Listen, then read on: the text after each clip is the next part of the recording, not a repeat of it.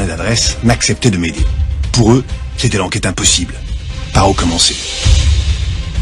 Avant de pénétrer dans les arcanes des religions, qu'en un sens le diable justifie, à contrario, je souhaitais rencontrer une personne sans esprit partisan, autrement dit, un athée. Mon premier témoin, Stéphane, architecte, avait été tout récemment reconnu officiellement possédé par le diable. Rien que ça. Mais la condition de notre rencontre était clairement établie. Lui garantir d'un anonymat total. Nom, lieu, date, rien ne devait permettre de remonter jusqu'à lui.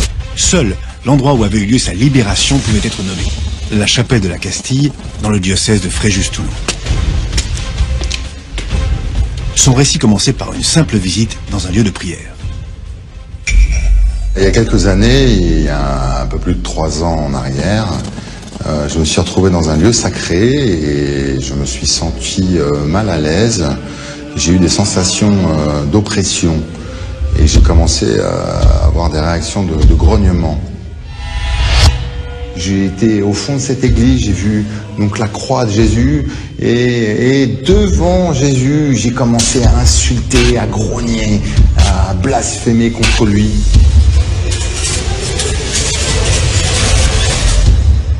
La crise est tellement violente que Stéphane, bien que non-croyant, cherche auprès de l'Église catholique un interlocuteur vers lequel il puisse se tourner. Je me suis rapproché du service officiel exorcisme catholique où j'ai eu un rendez-vous avec donc un prêtre exorciste. Le père Maxime il m'explique que j'ai quelques liens avec le mauvais. Mauvais, le mot est lâché. Le père Maxime décide de suivre la procédure en commençant par une simple prière de délivrance censée apaiser n'importe quel esprit tourmenté. J'avais jamais prié et le père commence sa prière et fait une imposition des mains sur moi. Et à partir de cette imposition des mains, j'ai une réaction et je tombe au sol. J'ai une réaction de grognement. Et donc le père Maxime d'Arbaumont arrête tout de suite, va chercher son confrère prêtre, le père Georges Berson, et il me demande de le suivre dans la chapelle. Il est très rare que le père Maxime interrompe une prière de la sorte. En 2013, à Paris, sur plus de 1500 consultations comme celle-ci, seules 3 personnes ont été emmenées dans la chapelle pour se faire exorciser. La crise de Stéphane devait être réellement violente pour qu'il décide de s'en remettre à un exorciste. L'opération est réputée très dangereuse. Chaque année, des décès faisant suite à un exorcisme font la une de nos journaux.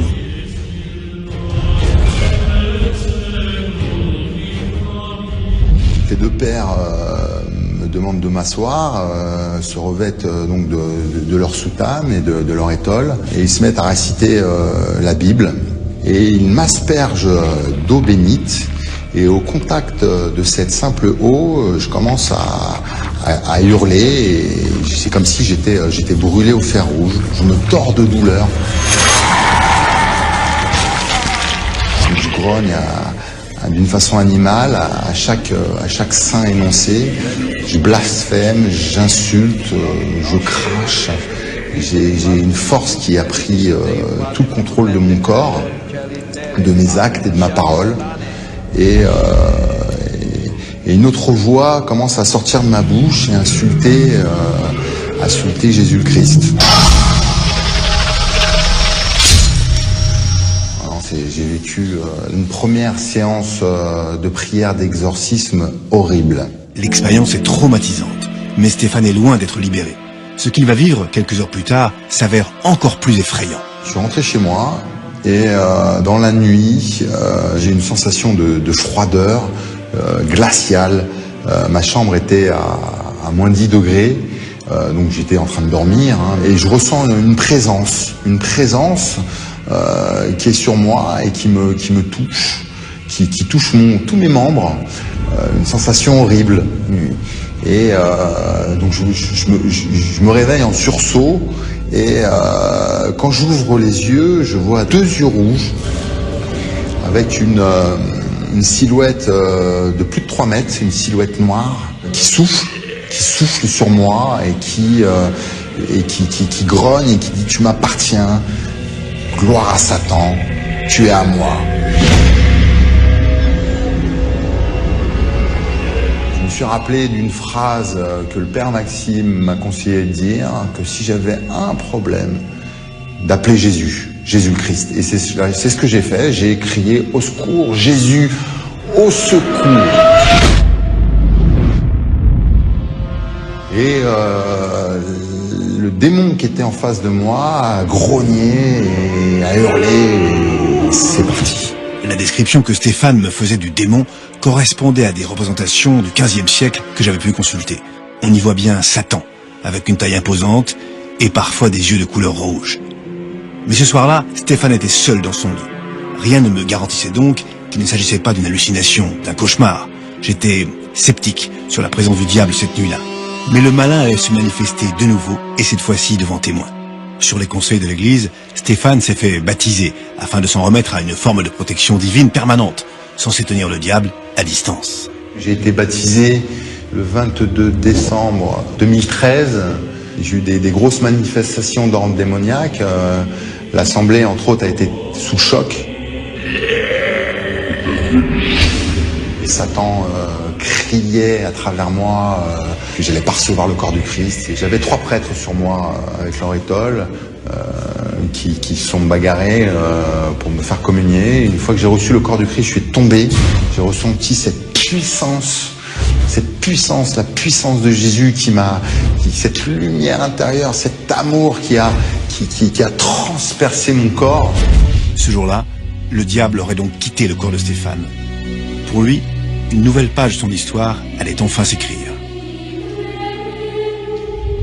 En sortant de mon entretien avec Stéphane, j'avais contacté sa mère, qui était présente le jour du baptême. Si elle m'avait bien confirmé que tous les événements s'étaient bel et bien produits, elle n'avait malheureusement pas voulu témoigner. Curieux de savoir si de tels phénomènes avaient déjà eu lieu, je retournais à mes archives où je retrouvais toute une série de témoignages, dont celui de Chantal. En 2010, voici ce qu'elle confiait au micro d'une journaliste. Ça a commencé par des pointes comme enfoncées dans le ventre, des douleurs partout, comme si on se soulevait par la tête, comme si on m'étouffait, qu'on m'étranglait. À la limite, quand on a une maladie, je veux dire un cancer ou autre chose, ou quelque chose de plus grave, on sait contre quoi on se bat. Là, on se bat avec l'invisible. Ça m'a mené quand même dans un hôpital psychiatrique. J'ai eu la chance de tomber sur un bon psychiatre qui comprenne ça. À la différence de Stéphane, c'est donc le corps médical qui avait envoyé Chantal consulter un exorciste. Sur cette bande-son inédite, un micro avait pu enregistrer un des exorcismes de Chantal, lui aussi pratiqué par un prêtre de l'Église catholique. Nous croyons que tu es présente dans cette hostie consacrée par le prêtre. Tu t'as délivré de leurs liens toutes ces foules qui venaient vers toi. Aujourd'hui, Seigneur, je te prie pour Chantal. Parcours toute sa vie, depuis sa conception jusqu'à ce jour. Cette séance d'exorcisme était glaçante. Et par ailleurs, j'étais dans l'incompréhension la plus totale. Pourquoi les psychiatres s'étaient-ils avoués vaincus devant le cas de Chantal? Devant quel phénomène la médecine est-elle impuissante au point de s'en remettre à la religion? Les médecins me devaient quelques explications. J'espérais que Mireille Robinson, qui collabore régulièrement avec le prêtre exorciste de son diocèse, puisse m'apporter des réponses. Les possédés, pour 90%, je pense que ce sont des malades psychiatriques. Je ne suis pas la seule à le penser, je connais plusieurs exorcistes qui disent la même chose. Des psychiatres m'avaient expliqué que les symptômes manifestés par les possédés ressemblaient à ceux de l'hystérie. Vers la fin du 19e siècle, Jean-Martin Charcot, un médecin mondialement reconnu exerçant à l'hôpital de la Pitié-Salpêtrière, avait pour habitude de faire venir dans son amphithéâtre des femmes hystériques. Ces femmes, exhibées telles des bêtes de foire, commençaient alors à convulser, à se tordre dans tous les sens, et allaient même jusqu'à vociférer comme des animaux. Alors on peut se poser réellement la question, est-ce que cette personne qu'on exorcise n'est pas tout simplement en train de nous faire une grosse crise d'hystérie? Le problème, c'est que ce sera souvent une réponse a posteriori. La personne hystérique, elle va rester hystérique, elle va vous faire des crises. Et c'est arrivé d'ailleurs que certains prêtres s'épuisent à exorciser, ça marche jamais, puisque ce ne sont pas des vrais possédés. Ce sont des gens qui veulent qu'on s'intéresse à eux. Mais les experts rapprochent aussi la possession d'une autre maladie, la schizophrénie. Et le schizophrène, c'est quelqu'un qui est coupé du réel, et vous allez avoir des symptômes, et ce symptôme principal, c'est le délire. C'est pour ça qu'on dit qu'ils sont fous, parce qu'ils sont délirants, Et dans ce délire, souvent le délire est fourni par des hallucinations. Hallucinations visuelles, auditives, ou alors un mot barbare, synesthésique. Qu'est-ce que ça veut dire synesthésique? Ça veut dire au niveau de ce qu'on sent, c'est-à-dire ce sont des gens qui vont vous décrire que des fluides ou des ondes passent dans leur corps. J'étais curieux de savoir ce que pensait le docteur Robinson du cas de Stéphane. Était-il hystérique, schizophrène ou bien autre chose? Alors, de deux choses l'une, ou Stéphane est effectivement un schizophrène, il a des hallucinations visuelles et synesthésiques puisqu'il sent du froid. Donc tout ça, c'est du subjectif. Il voit deux yeux rouges, là aussi, c'est du subjectif. Stéphane schizophrène? Possible. Mais un détail ne collait pas. La phrase qu'il prononce, c'est « Jésus-Christ, tu es mon sauveur, viens à moi en aide ». Alors, s'il est schizophrène, ça va pas pouvoir le guérir. Même s'il y croit à ce qu'il dit, il peut pas avoir l'influence sur son cerveau. S'il s'agit d'une hystérique ou d'un hystérique, c'est pas la même chose. C'est-à-dire que une hystérique, elle, en prononçant sa phrase et en y croyant vraiment, elle pourra guérir. Si Stéphane peut s'auto-persuader, alors il n'est ni totalement schizophrène, ni totalement hystérique. Il pourrait donc bel et bien appartenir aux 10 autres % de ces malades qui, comme Chantal, restent des mystères psychiatriques. J'ai consulté un psychiatre pendant 1 an, ça n'a rien donné. Je ne pense absolument pas que la médecine puisse tout expliquer. Il y a des médecins qui se targuent de cela, et puis quand ils ne peuvent pas expliquer, ils disent « un jour, la science expliquera ». Je n'allais pas attendre que la science explique rationnellement les symptômes de Stéphane. Et avant tout, je voulais rencontrer physiquement une personne qui avait vu le diable quand il se manifestait chez Stéphane.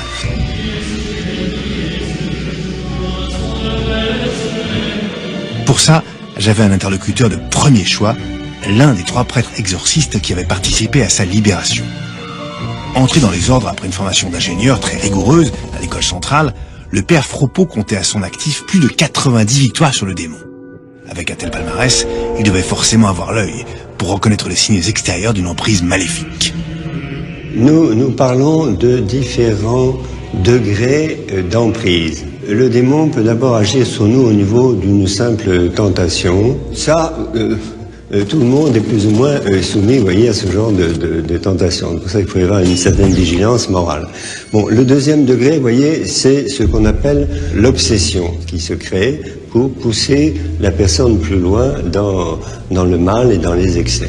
Je me souvenais que Stéphane m'avait avoué, non sans difficulté, qu'il était violent et dépendant. J'avais des troubles du comportement, j'avais une dépendance à la pornographie et au sexe, et j'étais quelqu'un d'impulsif. Le troisième degré, c'est ce qu'on appelle une vexation, une action directe sur le corps, où la personne peut être victime de souffrances physiques inexpliquées. Elle peut souffrir par exemple de très fortes migraines, elle peut souffrir d'insomnie absolument impossible à dépasser. Le dernier degré, c'est quand l'emprise ponctuellement peut devenir tellement forte que le démon va utiliser les membres et éventuellement la parole de la personne pour s'exprimer. Tel semblait bien être le cas de Stéphane. Je voulais savoir ce qui avait poussé le père Fropeau à pratiquer une prière d'exorcisme sur lui. Quelle certitude pouvait-il avoir? Ça n'a pas été très difficile avec Stéphane parce que je savais ce qui s'était passé avec mes confrères à Paris où quand même il y avait eu des violences assez manifestes. Et quand moi j'ai commencé à prier pour lui, eh bien j'ai eu les mêmes manifestations. Le démon a carrément dit qu'il était Satan, Asmodée, etc. J'étais insatisfait. Le prêtre me parlait de son combat en toute sérénité. Certes, il avait déjà libéré 90 autres personnes du malin avant Stéphane. Peut-être qu'il ne le craignait plus. Mais comment pouvait-il être certain que ce n'était pas Stéphane qui avait inventé des noms de démons pour donner de nouvelles preuves de sa possession? Au cours de la prière, vous voyez, la personne, bien sûr, est volontaire, et puis, brusquement, vous voyez qu'il y a un basculement, et que c'est une autre personnalité qui, pendant quelques minutes, va se servir des membres et de la parole de la personne en question. Et à ce moment-là, elle change complètement, son faciès change, sa voix change, et on se rend bien compte qu'il y a une transformation, au moins au niveau, vous voyez, de la sensibilité, hein, qui n'appartient pas à la personne. Je ne comprenais toujours pas comment le Seigneur des Ténèbres pouvait habiter le corps de Stéphane. Il faut faire attention, hein. Une personne possédée, ce n'est pas une personne qui aurait comme un locataire, vous voyez, maléfique. L'action du démon sur nous s'exerce sur la partie sensible, psychique, mentale, c'est-à-dire tout ce qui concerne en nous la sensibilité et l'affectivité. Je ressortis médusé de cet entretien, notamment par la quiétude du prêtre. J'avais l'impression que la placidité avec laquelle il me parlait du diable venait d'ailleurs, comme si les 2000 ans de combat que l'Église avait remportés avant lui garantissaient nécessairement la victoire. Cette lutte contre le malin a été illustrée depuis des siècles par de nombreux artistes. L'inventivité avec laquelle ils avaient tenté de représenter le prince de ce monde, comme les théologiens l'appellent, est stupéfiante. Serpent, ange, bouc, être personnifié, être caché dans nos entrailles, tentateur, puissance de l'occulte. Contempler le bestiaire du diable, parfois à la limite du cadavre exquis, me fascinait, tant les artistes lui avaient prêté toutes les apparences. Alain Ray, le linguiste, tenait sur les rapports entre l'histoire de l'art et le diable des propos intéressants. Ce qui est très intéressant dans la représentation du diable, c'est que ça correspond à l'état général de la société. Alors, au Moyen-Âge, il y a une vraie croyance qui est que la damnation est pire que la mort. La représentation du diable va évoluer avec des influences qui viennent d'autres religions. Bon, la corne en particulier, c'est une idée de force, de virilité et aussi de danger, qui est liée aux civilisations d'éleveurs, hein, depuis la préhistoire, et qui va migrer vers cette idée que le diable a un côté négatif. Et par exemple, il y a toute une série d'animaux qui vont être diabolisés, dont le bouc est la principale.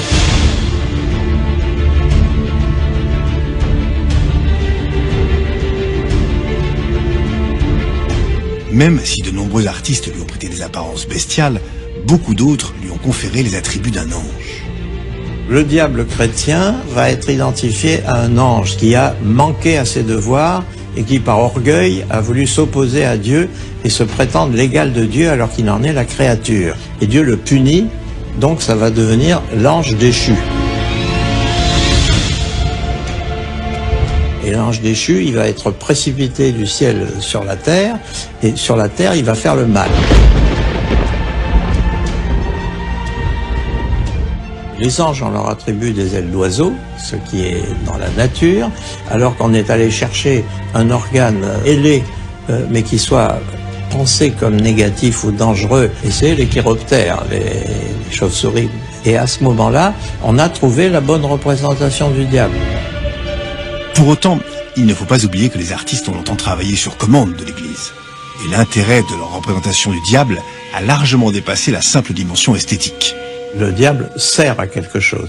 S'il n'y a pas de diable, on a beaucoup plus de difficultés à affirmer l'existence de Dieu. En le représentant, on le fait exister. Et c'est ça qui va justifier des pratiques comme l'exorcisme, mais aussi des pratiques comme la répression.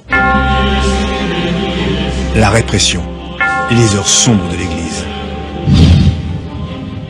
Du XV au XVIIe siècle, entre 100 000 et 200 000 procès ont été tenus devant les tribunaux de l'Inquisition. Ce que l'on reprochait aux accusés, entre autres, d'être possédés par le diable ou d'entretenir des relations particulières avec lui. C'est la fameuse chasse aux sorcières. Les chiffres varient, mais de trop nombreux accusés y ont laissé la vie. Et pour cause, les techniques pour prouver la possession maléfique étaient les plus expéditives. À de nombreuses reprises, des femmes ont été ligotées puis jetées à l'eau. Si elles arrivaient à éviter la noyade, c'est parce qu'elles étaient complices de Satan. Elles étaient alors brûlées vives. Si elles se noyaient, c'est que ces malheureuses étaient innocentes. On le sait aujourd'hui, cette justice arbitraire contribue à maintenir en place le pouvoir politique de l'époque et à préserver l'unité de l'Église.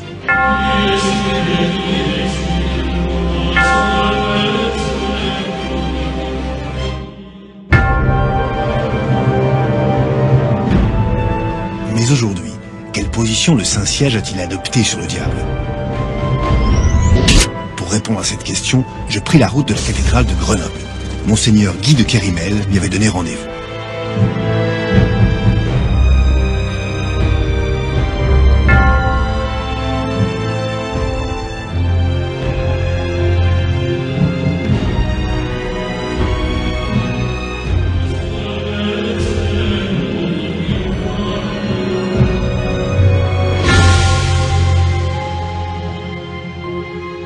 Après une licence en théologie à l'université grégorienne, Monseigneur Guy de Kérimel a été ordonné prêtre en 1986, puis évêque de Grenoble en 2006. Mais surtout, depuis 2 ans, c'est le président de la commission épiscopale pour la liturgie et la sacramentelle en charge des exorcistes. Autrement dit, le patron des exorcistes de France. Habituellement, dans la tradition, il y a un exorciste par diocèse. Si le diocèse est important, quelquefois, il y a plusieurs exorcistes. Mais parce que, au fond, l'Église se rend bien compte qu'il y a d'abord un énorme besoin d'être écouté et d'être aidé dans cette situation objective de souffrance. Ça va mal. À des périodes d'inquiétude, de changement de civilisation, de troubles, de perte des repères, forcément les phénomènes paranormaux, la recherche de forces obscures va se multiplier. Et de ce point de vue-là, il y a besoin d'un plus grand nombre d'exorcistes. La réponse de Monseigneur de Kérimel était pour le moins ambiguë. Étaient-ce les croyants qui cherchaient à se dédouaner de leur turpitude par la présence du diable, ou étaient-ce les prêtres qui arrivaient à identifier l'œuvre du Seigneur des Ténèbres cachée derrière leur tourment? J'étais loin de me douter de ce qu'il allait m'annoncer. Je pense qu'un certain nombre de prêtres vous diront qu'ils ne croient pas au diable. J'étais abasourdi. Mais l'évêque avait certainement une explication pour que les prêtres ne croient plus en l'un des fondamentaux de l'Église. Toutes les années, on peut dire de l'après-concile, on n'a plus beaucoup parlé du démon. Et on dit que sa ruse, effectivement, ça a été de faire croire qu'il n'existait pas. Et donc de faire des dégâts beaucoup plus librement, puisque n'étant pas dévoilé. Je comprenais mieux. Ce que Monseigneur de Kérimel tentait de m'expliquer, c'était les conséquences sismiques qu'avait eu le Concile de Vatican II. Au milieu du XXe siècle, le pape Jean XXIII avait alors invité les églises catholiques, protestantes et orthodoxes à réfléchir sur la manière d'introduire dans la religion les sciences sociales, dont la psychiatrie et la psychologie.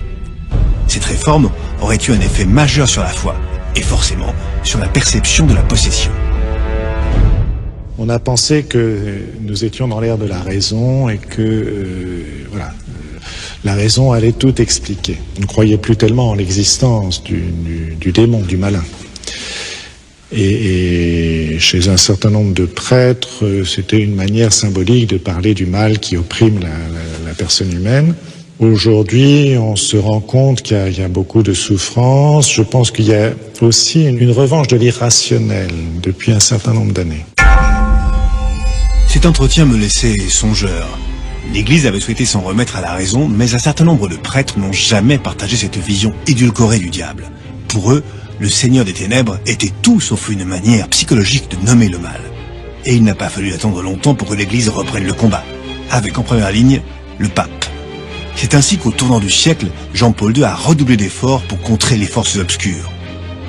Premier fait d'armes, renouveler le rituel d'exorcisme qui était resté inchangé depuis 1614. Les prêtres exorcistes pouvaient ainsi rentrer dans le 3e millénaire avec un rite transformé, bien moins théâtral que le précédent. Mais impossible d'en savoir beaucoup plus. Ce rituel, l'Église voulait le conserver secret.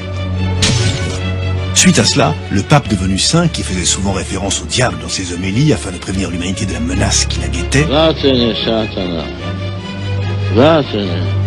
serait allé jusqu'à réaliser un exorcisme en public, à Rome, sur la place Saint-Pierre. Plus récemment, c'est le pape François qui aurait été surpris en plein exorcisme.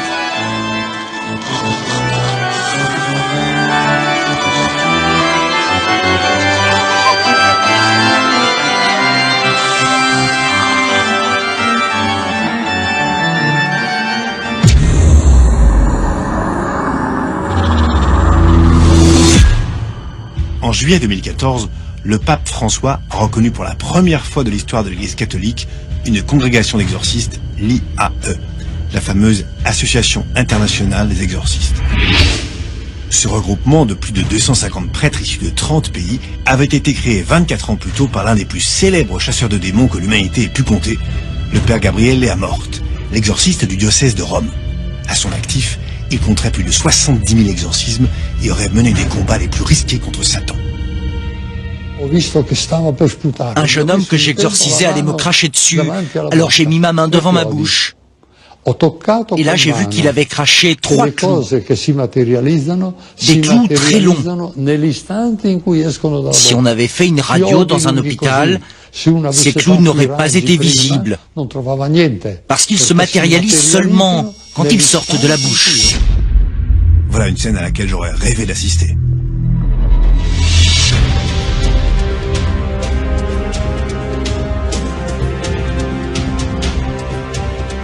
C'était certainement à cause de déclarations comme celle-ci que le pape François avait décidé de reconnaître l'association des chasseurs de démons. Mais je voulais comprendre pourquoi il l'avait fait maintenant, alors qu'elle avait déjà 24 ans d'existence. Je décidai donc d'appeler un prêtre exorciste, mais celui-ci avait requis l'anonymat.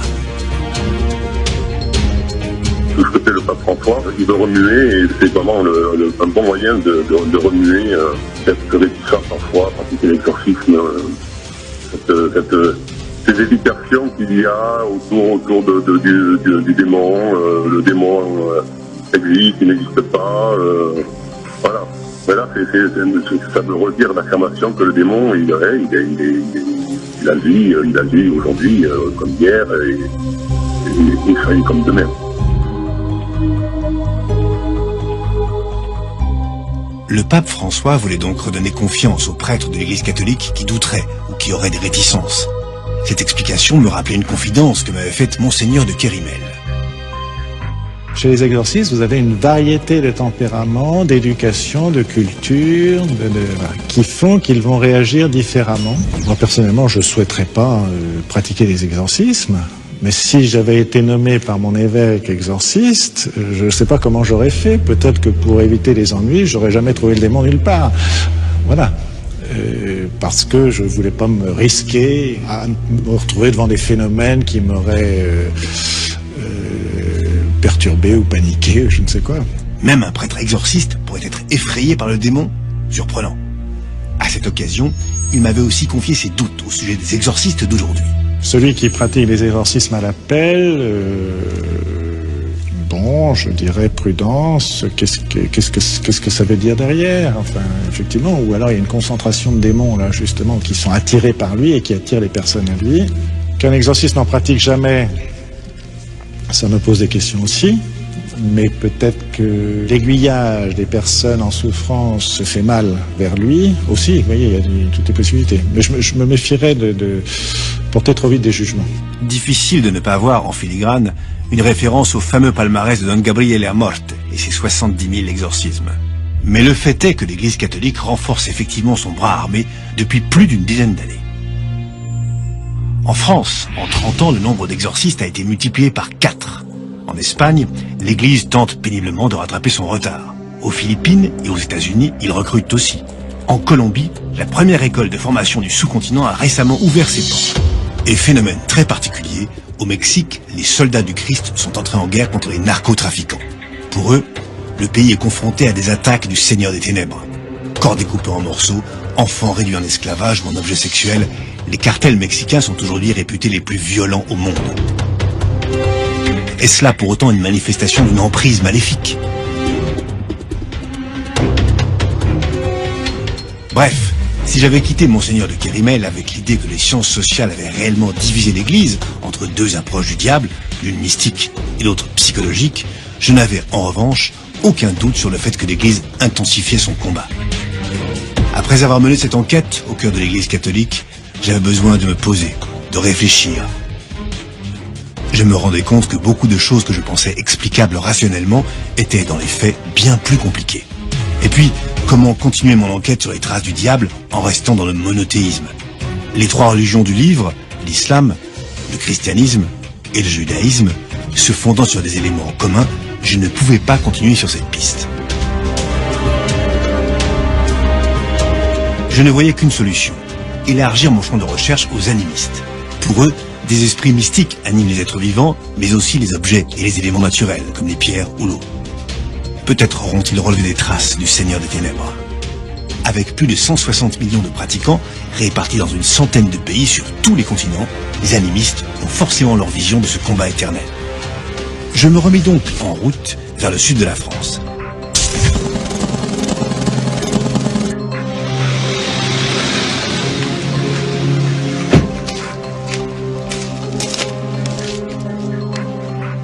On m'avait dit que Nancy Middle, anthropologue à l'université de Nice, pouvait m'apporter des réponses. Pour l'inciter à témoigner, je lui avais raconté les moindres détails de mon enquête. Elle s'était alors laissée convaincre, mais un peu réticente à me recevoir avec toutes mes énergies négatives, elle voulut d'abord procéder à un rituel de purification pour me nettoyer. Pourquoi pas?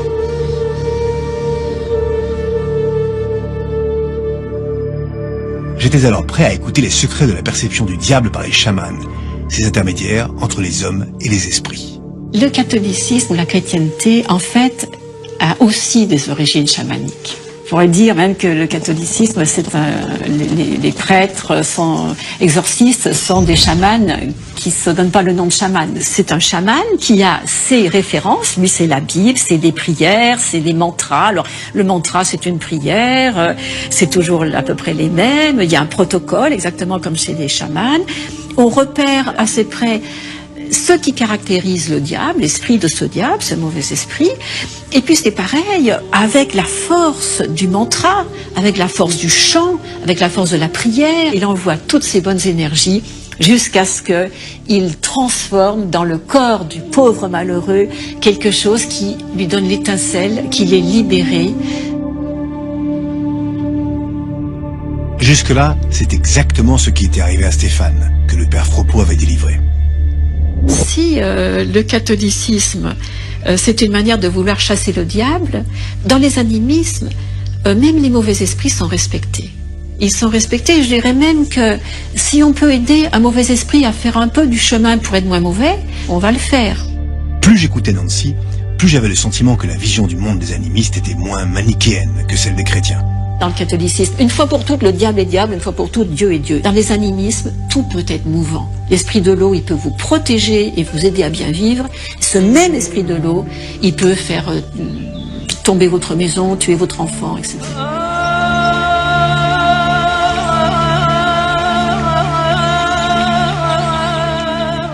Mais Nancy allait m'apprendre la différence majeure entre les chasseurs de démons chrétiens et les chamans.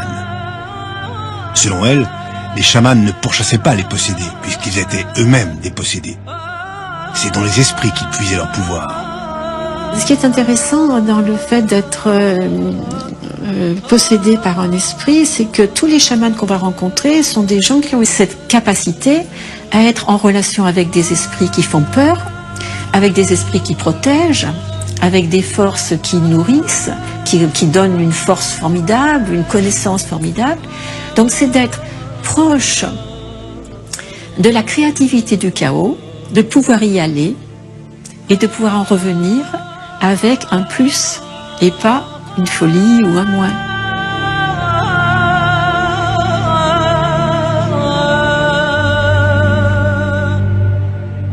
C'est ça le jeu des rapports animistes avec les éléments et positifs et négatifs. Je comprenais mieux maintenant l'erreur des premiers anthropologues qui avaient assimilé la transe des chamans à des crises hystériques et schizophréniques. La schizophrénie, ça pourrait être dissocié et ne savoir pas réunifier ces aspects dissociés de la perception de la réalité ou de soi dans la réalité. Mais le chaman, lui, il le fait de manière volontaire et il utilise la capacité de se dissocier pour fabriquer de la guérison. Alors que le schizophrène, lui, est malade. Le chaman, c'est un médecin, on pourrait dire que c'est un médecin des âmes.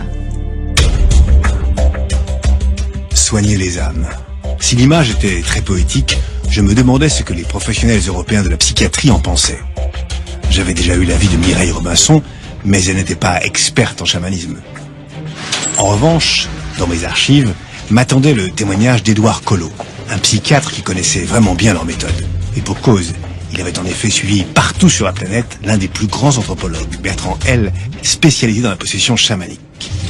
Pour moi, l'exorcisme, c'est une réalité. Ce n'est pas une forme de médecine, c'est travailler avec le monde des esprits et faire en sorte que l'esprit du mal qui vous possède soit chassé, car l'âme peut être prisonnière d'un esprit, bien ou mal. Plutôt surprenant d'entendre le mot « âme » dans la bouche d'un psychiatre.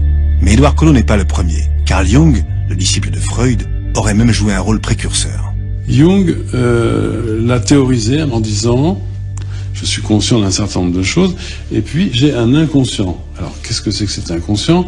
C'est quand je fais des choses que je ne voulais pas faire. Cet inconscient, c'est le premier niveau. C'est l'inconscient personnel, individuel. Le second niveau, c'est l'état de conscience modifié. L'exemple le plus simple, c'est vous êtes dans un transport, et puis vous partez dans une rêverie.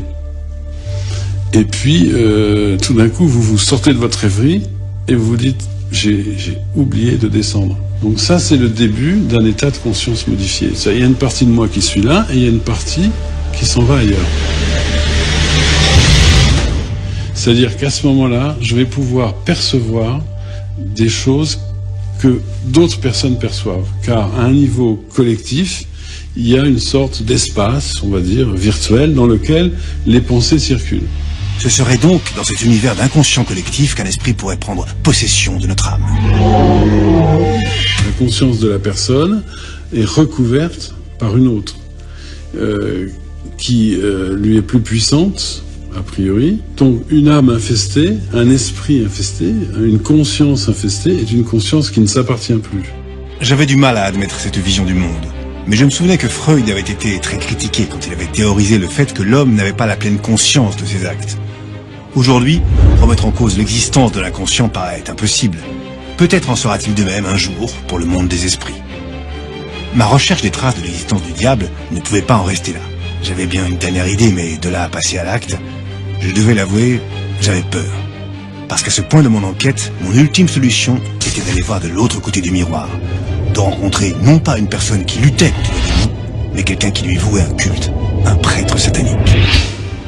À l'écoute des propos du journaliste François Angelier, j'avais pu comprendre pourquoi des individus avaient décidé de s'en remettre à Satan.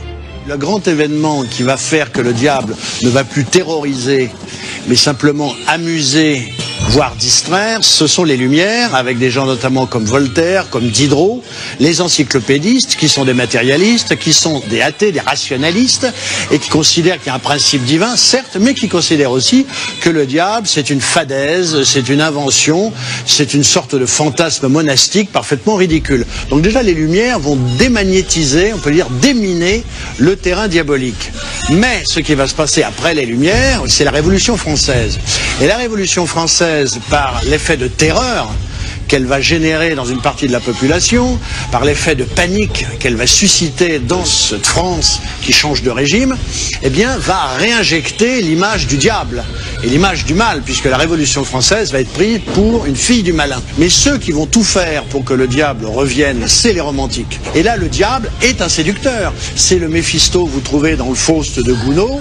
C'est un personnage flamboyant, viril, ardent, puissamment séduisant, qui a tout pour tenter et attirer les hommes vers la chute, vers l'abîme. Donc à partir de ce moment-là, ça n'est plus une espèce de diable un petit crapaud, ça n'est plus un diable terrorisant, c'est un diable fascinant, et on peut dire que ce goût de l'abîme, il y renaît avec le romantisme.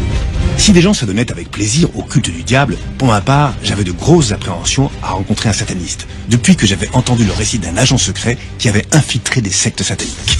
Beaucoup de gens se posent cette question. Pourquoi les renseignements généraux s'occupent des sectes satanistes? C'est le seul service qui s'en occupe. Et malheureusement pas assez.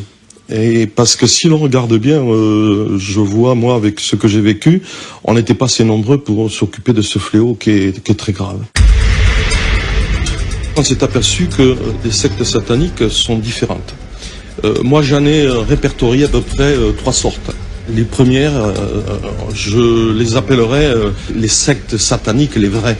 Celles qui se revendiquent de la Bible de Satan, qui a été écrite par Anton LaVey. Donc ça, ce sont pour moi les purs, les vrais, ce qu'on pourrait même presque dire, entre guillemets, les religieux, et ce que certains appellent même le néo-satanisme occulte. Ensuite, la deuxième catégorie, ce sont les satanistes syncrétiques, ceux que moi j'appelle le satanisme maison. Ce sont les jeunes qu'on l'on retrouve dans ce milieu-là. Ça accapare tout un ensemble de doctrines différentes. Ça peut partir de la magie, astrologie, alchimie, spiritisme et bien sûr la musique du diable, la musique de Satan, le black metal. Et la troisième, bien sûr, c'est celle que je considère, moi, la plus dangereuse parce que elle est animée par les charlatans, par les opportunistes, par les gourous manipulateurs. Ce sont des gens qui se font passer pour des êtres surnaturels, qui ont une puissance qui leur a été envoyée par Lucifer ou Satan, et ils profitent de la vulnérabilité des gens pour faire de l'argent. Et au cours de son infiltration, il avait été confronté à des situations des plus horribles. Une affaire pour laquelle j'ai été le maître d'œuvre, c'est une profanation qui s'est produite dans un cimetière, dans un petit village qui s'appelle Mayolas. Ce cimetière a subi les affres du satanisme. Les jeunes sont arrivés, ils ont tout cassé. Et puis, ils s'en sont pas arrêtés là, ils ont ouvert les caveaux, ils ont exhumé des corps, ils ont arraché la tête à ces cadavres. Quand on voit qu'ils sont partis avec ces crânes, qu'ils sont partis même avec des ossements, quand on sait qu'il y avait même le corps d'un bébé, ça fait bondir. On a fait une perquisition et là on a trouvé tous les crânes sous les lits, il y avait des ossements, il y avait même encore, malheureusement je suis obligé de le dire, des morceaux de chair qui étaient accrochés à ces crânes et à ces ossements. C'était quelque chose d'effroyable. Et selon lui, l'horreur ne s'arrêtait pas là. Il avait tenu à me raconter une autre affaire. C'était un jeune qui appartenait c'était le Club des Six. Il y avait un gourou qui était le manipulateur de ces jeunes, c'était des mineurs en plus. Et un jour, il leur a dit que pour plaire à Satan, il fallait qu'un des six se désigne pour se suicider. En se suicidant, il apportait donc une certaine satisfaction à Satan, à Lucifer. Et il y en a un qui s'est décidé. Il a levé la main, il a dit « moi je vais le faire ». Et il s'est préparé, il l'a fait, il s'est jeté dans le vide.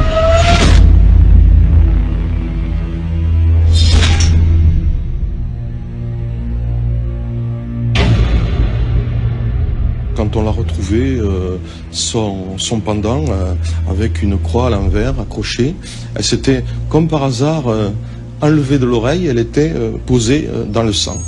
Donc on se pose la question, est-ce qu'il y a eu une manipulation après de ses copains ou du gourou qui a enlevé le pendant de l'oreille de ce gamin qui s'était tué pour le mettre dans le sang? Parce que le sang a beaucoup de puissance chez les satanistes.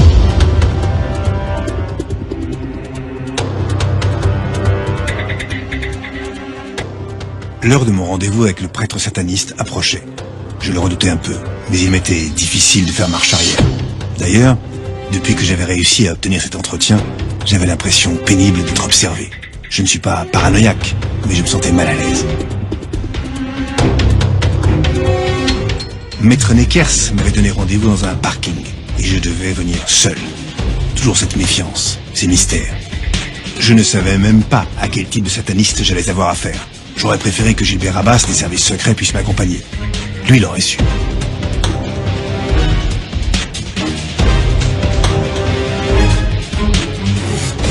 Mais c'était les conditions que je devais respecter pour que le prêtre sataniste me livre son expertise sur les démons. À son avis, qu'est-ce qui tourmentait Stéphane ?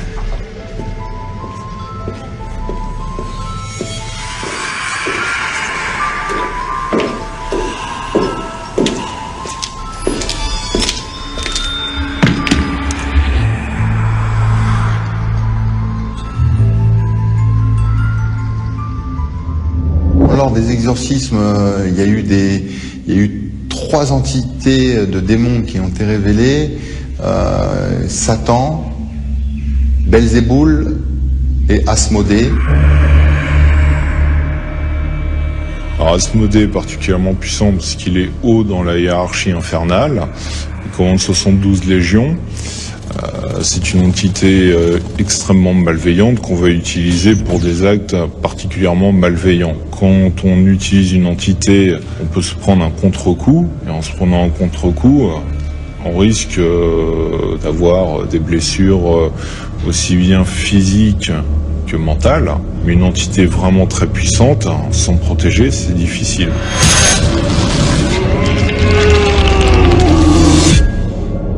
Admettons, le prêtre sataniste serait capable d'invoquer les entités les plus puissantes. Mais aurait-il pu faire partir le démon qui possédait Stéphane ?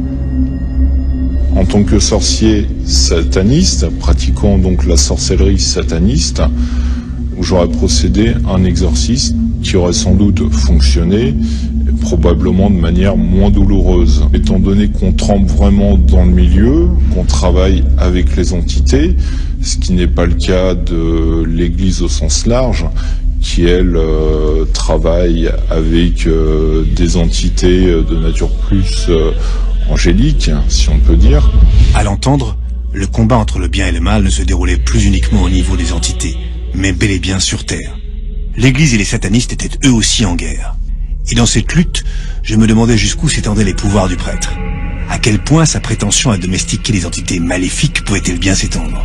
Le plus gros travail que j'ai effectué, ça a été le pacte. Ça consiste à une sorte de mariage entre une entité et un humain.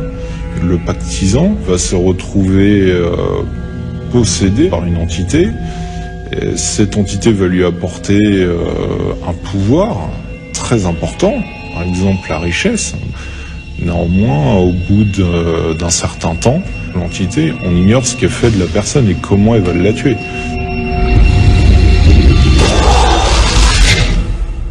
Je ressortais de cet entretien assez perturbé.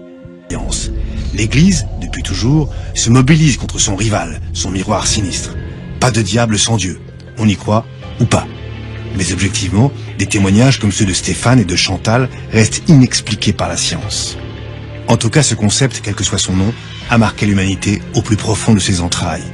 Aujourd'hui, il existe bel et bien pour les centaines de milliers de personnes qui agissent en son nom ou qui luttent contre lui. Les exorcistes ont de beaux jours devant eux.